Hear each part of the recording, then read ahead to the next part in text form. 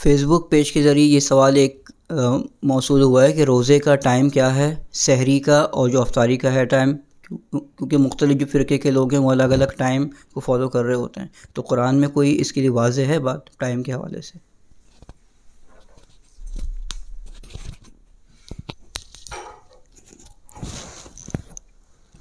اچھا، تو روزے کے حوالے سے یہ سوال موصول ہوا ہمارے پاس، چونکہ رمضان بھی چل رہے ہیں اور اس بارے میں تقریباً تمام ہی لوگ انوالو ہوتے ہیں، تو کہ سحری اور افطار کے اوقات، ان کے بارے میں قرآن سے ہمیں کیا رہنمائی ملتی ہے۔ لوگوں میں اس بارے میں اختلاف بھی پایا جاتا ہے، تو اس بارے میں کچھ رہنمائی ہم سے درکار تھی ایک سائل کو۔ تو جواب دینے سے پہلے میں تھوڑا سا ایک بات کی وضاحت ضروری سمجھ رہا ہوں کہ الصیام کے بارے میں نے ایک بہت تفصیل سے بیان دیا تھا، جس میں مختلف چیزیں میں نے بیان کی تھیں کہ الصیام قرآن کے اندر جو ایام معدودات آیا ہے اس کا کیا مفہوم لیا جائے گا، اور الصیام کیا لوگوں کو کمزور کرنے کے لیے دیا جاتا ہے، حکم دیا گیا ہے، یا لوگوں کو تتقون کا لفظ آیا ہے، متقی بنانا قرآن کے پیش نظر تھا۔ تو اس بات کو سب سے پہلے میں دہرا دوں کہ الصیام کا جو مفہوم ہے، میں نے اس جگہ بھی کہا تھا کہ میں الصیام کو یہاں پر بیان کر رہا ہوں، تفصیل سے میں بیان کروں گا اس کے اپنے مقام پر، کیونکہ ہمارا درس قرآن کا سلسلہ چل رہا ہے۔ سورۃ البقرہ کی آیت نمبر 145 146 یہ ہم لوگوں نے کر لی ہیں، تو جب ہم یہاں پہنچیں گے ان آیات پہ 185 تک، تو پھر ہم اس کے ایک ایک پہلو کو کھول کھول کر سمجھنے کی کوشش کریں گے۔ پھر اس میں سارے جو ہمارے یہاں قمری مہینے چل رہے ہوتے ہیں، اس کا کیلنڈر آتا ہے، یہ ساری چیزیں وہاں پر آ جائیں گی۔ وہاں پر بھی میں نے الصیام کے جو بیان دیا تھا، تو میرا جو اسلوب ہے وہ جو میرے سننے والے ہیں ان کو معلوم ہے کہ وہ اسلوب یہی ہے کہ پہلے میں پورا جو لوگوں میں رائج ہوتا ہے، جو مروج مفہوم ہوتا ہے، اس کو لے کے بیان کرتا ہوں، اس کے بعد جو حقیقی مفہوم ہوتا ہے وہ میں بیان کر دیتا ہوں۔ اسی لیے آپ نے غور کیا ہوگا کہ میرے ایک ایک آیت کے اوپر 3 4 لیکچر بھی ہیں، قبلے کے اوپر کتنے سارے لیکچر میں نے دیے ہیں۔ تو میں ابھی اس سوال کے حساب سے ہی جواب دے دیتا ہوں، الصیام کیا ہے، کیا نہیں ہے، اور اس کا مفہوم کیا لینا ہے۔ 185 سے 187 تک کی آیات کا ترجمہ کیا ہے، ابھی اس سے کوئی بحث نہیں ہے، یہ سب میں 185 پہ آ کے تفصیل سے بیان کر دوں گا۔ صرف سوال کے حد تک رہتا ہوں، تو سوال یہ آیا میرے پاس کہ اگر ہم روزہ رکھتے ہیں، دیکھیں پہلی بات تو یہ ہے کہ روزہ عربی زبان کا لفظ نہیں ہے، عربی زبان میں الصیام کہا گیا ہے۔ جن آیات کی طرف اشارہ کیا جا رہا ہے نا آپ کی طرف سے، اسے قرآن نے الصیام کہا ہے، روزہ نہیں کہا۔ ہم پہلے ہی یہ بات سمجھ چکے ہیں کہ یہ جو نام رکھے جاتے ہیں ان سے کوئی نہ کوئی نظریہ ہوتا ہے، عزائم ہوتے ہیں جو لوگوں میں رائج کرنے کی کوشش کی جاتی ہے۔ یہ پھر میں وہیں چلے جاؤں گا جہاں میں اشارہ کر رہا ہوں، ابھی میں وہاں نہیں جا رہا۔ تو کیا قرآن کے اندر کہیں اس روزے کو رکھنے کے اوقات موجود ہیں؟ ان آیات کے اندر ایک آیت وہ بھی ہے جس میں بیان کیا گیا ہے کُلُوا وَاشْرَبُوا حَتَّى يَتَبَيَّنَ لَكُمُ الْخَيْطُ الْأَبْيَضُ مِنَ الْخَيْطِ الْأَسْوَدِ مِنَ الْفَجْرِ، کہ کھاؤ پیو یہاں تک کہ تمہارے لیے سفید دھاگا کالے دھاگے سے واضح ہو جائے، سفید دھاگا کالے دھاگے سے واضح ہو جائے۔ یعنی جو مروجہ ترجمہ ہے اس کے حساب سے جو اندھیرا ہوتا ہے فجر کا، من الفجر کے الفاظ آئے نا، تو اندھیرا جو ہوتا ہے اس میں روشنی آنا شروع ہو جائے، واضح ہو جائے۔ یتبینہ کا مطلب ہوتا ہے دو چیزوں کے درمیان میں فرق ہو جائے، اس کو یتبینہ کہتے ہیں عربی زبان میں۔ ثم اتموا الصیام الی اللیل، پھر صیام کو اللیل تک تمام کریں۔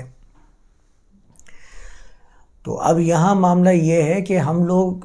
جو شروع سے روزے رکھتے ہوئے آ رہے ہیں اور روزے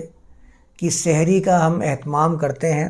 ہمیں بتایا جاتا ہے کہ آپ رات میں سو جائیے اور صبح کے ٹائم تقریباً 3-4 بجے، یعنی آپ سمجھ لیں کہ اذان جو فجر کی ہوتی ہے اس کو پیچھے لے جاتے ہیں،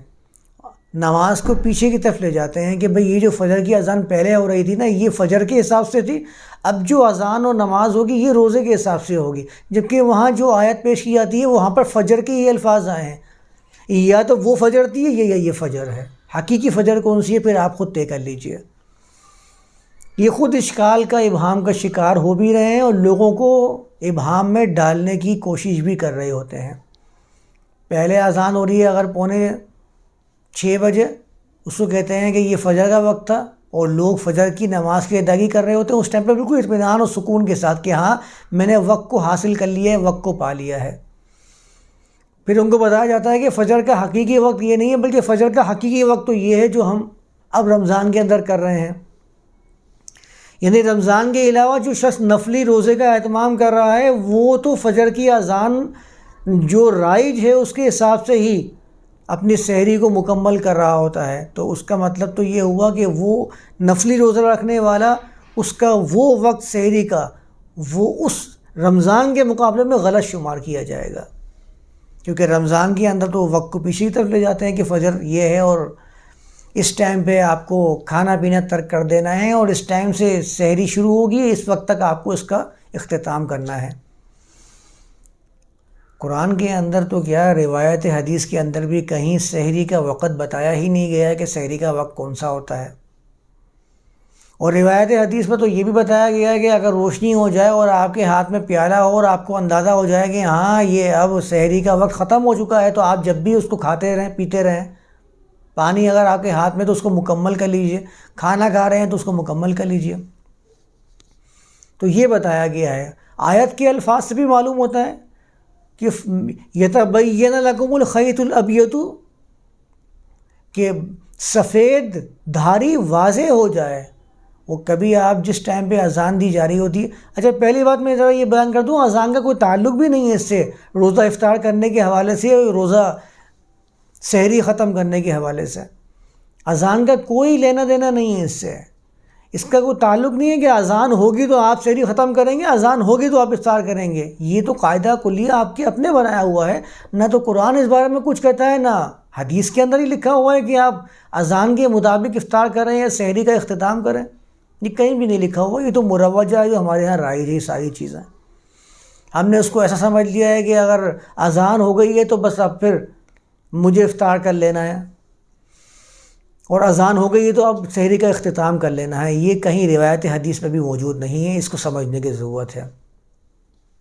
اگر آیات کی مروجہ ترجمے کو دیکھیں گے تو وہاں تو پتہ چل رہا ہے کہ روشنی باقاعدہ نظر آنا شروع ہو جائے، جس ٹائم پہ ہمارے یہاں فجر کی اذان دی جا رہی ہوتی ہے نا سحری ختم کرنے کے لیے، اس ٹائم ذرا باہر نکل کے جائزہ لیں، روشنی کا ایک ذرہ بھی نظر نہیں آ رہا ہوتا آسمان کے اوپر، بالکل گپ اندھیرا ہو رہا ہوتا ہے۔ تو آیت کے مطابق تو بنتی نہیں ہے یہ بات جو ہمارے یہاں عمل رائج ہے، اس کے تو خلاف ہی جا رہا ہے یہ والا معاملہ، مشاہدہ کر کے دیکھ لینے کی ضرورت ہے۔ اور ثم اتموا الصیام الی اللیل کی بات آتی ہے کہ صیام کو لیل تک تمام کریں، تو لیل تو آپ کس کو کہتے ہیں، ذرا آپ جس ٹائم پہ افطار کر رہے ہوتے ہیں جا کر جائزہ لے لیجئے، معلوم ہو جائے گا کہ لیل ہوئی ہے یا نہیں ہوئی ہے۔ لوگوں پر کیوں ڈیپینڈ کرنے کی ضرورت ہے؟ ہمارے پاس آنکھیں موجود ہیں، حواس موجود ہیں، ہم خود جا کے محسوس کر سکتے ہیں کہ لیل کہا جائے گا اس کو یا نہیں کہا جائے گا۔ کچھ لوگوں نے اس کو مغرب کے ساتھ خاص کر دیا ہے، کچھ لوگوں نے مغرب کے 10 منٹ کے بعد خاص کر دیا ہے، کچھ نے کہا ہے کہ بالکل گپ اندھیرا ہو جاتا ہے اس ٹائم پہ لیل ہوتی ہے۔ ہمیں خود مشاہدہ کرنے کی ضرورت ہے کہ لیل کا لفظ قرآن میں کیسے آیا ہے، اور جس ٹائم پہ ہم افطار کر رہے ہیں کیا واقعی وہ لیل ہے یا نہیں ہے، اسے لیل کہا جاتا ہے یا نہیں کہا جاتا۔ آپ کو خود واضح ہو جائے گا کہ افطار کے الفاظ کیا ہیں اور لیل کو جو بیان کیا جا رہا ہے وہ لیل ہے بھی یا نہیں ہے۔ روایت حدیث میں تو یہاں تک لکھا ہوا ہے کہ ٹھیک ٹھاک روشنی ہے، صحابہ نے یہ کہا کہ سورج نکل رہا ہے تو اللہ کے رسول نے افطار کا حکم دے دیا، بخاری کی روایت ہے۔ اس پر تو ہمارے ہاں عمل ہوتا ہی نہیں ہے۔ تو اصل بات سمجھنے والی یہ ہے کہ جائزہ ہمیں خود لینے کی ضرورت ہے. ہم خود مشاہدہ کر سکتے ہیں کہ اللیل کیا ہے، اور جو آیت میں لکھا ہے یتبین لکم الخیط الابید من الخیط الاسود من الفجر، کیا واقعی جس ٹائم پہ میں نے سحری کا اختتام کیا ہے اور روزے کا آغاز کیا ہے، کیا واقعی وہ وقت ہو چکا ہے یا نہیں، یہ ہم خود مشاہدہ کر سکتے ہیں. باقی اس کا جو مفہوم ہے، اس کا جو سیام کا معنی ہے، یہ ساری تفصیل میں اس کے مقام پہ جا کر بیان کر دوں گا کہ اس کی حقیقت کیا ہے.